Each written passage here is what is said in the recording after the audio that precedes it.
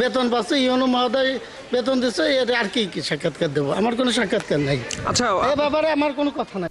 গোপালগঞ্জে অনিয়ম আর দুর্নীতির আখড়া হয়ে উঠেছে টুঙ্গিপাড়া উপজেলার ত্রিপল্লী শেখ আবু নাসের মাধ্যমিক বিদ্যালয়। এলাকার লোকজনের অভিযোগ, একদিকে জাল সনদে শিক্ষক নিয়োগ, অন্যদিকে নিয়োগ না থাকা সত্ত্বেও ভুয়া নিয়োগে বেতন নিচ্ছেন কেউ কেউ।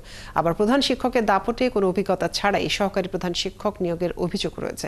এমন অভিযোগ পেয়ে ৭১ টেলিভিশনের রিপোর্টার ও স্কুলে গেলে ক্যামেরার কথা না বলে দৌড়ে পালিয়ে যাওয়ার চেষ্টা করে বিদ্যালয়ের প্রধান শিক্ষক সহ অন্যান্য শিক্ষকরা। আজিজুর রহমান রনির প্রতিবেদনে বিস্তারিত। ২০১৪ সালে গোপালগঞ্জের টুঙ্গিপাড়ার পাটগাতি ইউনিয়নের ত্রিপল্লী শেখ আবু নাসের মাধ্যমিক বিদ্যালয়ের নিয়োগ পরীক্ষায় গণিত বিভাগে প্রথম হন সুশান্ত মালাকার ও বাংলা বিভাগের পরীক্ষায় প্রথম হন উৎপলা বিশ্বাস।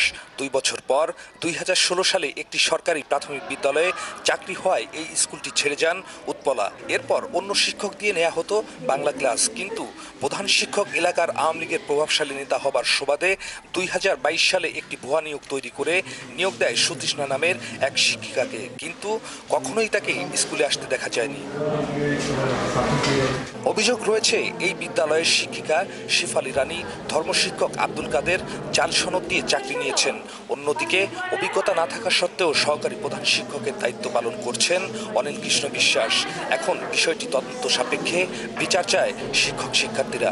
গত 29/9/2024 সালে এলাকার কয়েকজন লোকজনের সমন্বয়ে সুতৃষ্ণা বরকে বিদ্যালয়ে যোগদান করানো হয়। 4 বছর ধরে স্কুলে পড়তেছি, তাও নতুন সুতৃষ্ণা বর ম্যাডামকে আজ পর্যন্ত দেখিনি। ম্যাডাম এই সেপ্টেম্বরে এসেছে, স্কুলে কিছু ক্লাস করাচ্ছে। ২০১৪ সালে নিয়োগ পেয়েছেন এমন দাবি করে সুতৃষ্ণা বর বলেন, শারীরিক সমস্যার কারণে তিনি এতদিন স্কুলে আসতে পারেননি, এখন সুস্থ তাই নিয়মিত ক্লাস নিচ্ছেন। আর আব্দুল কাদের নিজেকে নির্দোষ দাবি করে বলেন, অনলাইনে সার্চ করলে সত্যতা মিলবে।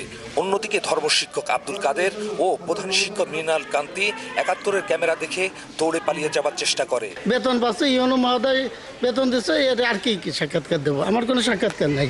আচ্ছা, এ ব্যাপারে আমার কোনো কথা নাই। আমি ওই সময় তো ননপ্রিয় ছিল, ওই সময় আমার আসার অনুমোদন ছিল না। পরে ২২ সালে সরকার কর্তৃক যে আমার বাংলা সাবজেক্টের উপর অনুমোদন দিয়েছে। আপনি যে পরীক্ষা দিয়েছেন সেই যে অন্য আরেকজনের ছবি আসে অনলাইনে ক্লিক না, এটা আসে। উপজেলা নির্বাহী কর্মকর্তা বলেছেন, প্রধান শিক্ষকের বিরুদ্ধে সব অভিযোগ যাচাই করে দেখতে একটি তদন্ত কমিটি গঠন করা হয়েছে। প্রতিবেদন আসলেই ব্যবস্থা নেওয়া হবে। আর উপজেলা মাধ্যমিক শিক্ষা কর্মকর্তা জানান, এসব অভিযোগের প্রমাণ পাওয়া গেছে, দ্রুতই বিভাগীয় ব্যবস্থা নেওয়া হবে। বর্তমান প্রধান শিক্ষকের বিরুদ্ধে আমার কুচুরিভূত হয়েছে, আমি তদন্তকারী কর্মকর্তা নিয়োগ করেছি। তদন্ত প্রতিবেদন প্রাপ্তির সাপেক্ষে কেউ যদি দোষী সাব্যস্ত হয় বা আইনানুগ আমরা কোনো প্রমাণ পেয়ে থাকি, তাহলে তার বিরুদ্ধে আইনানুগ ব্যবস্থা গ্রহণ করব।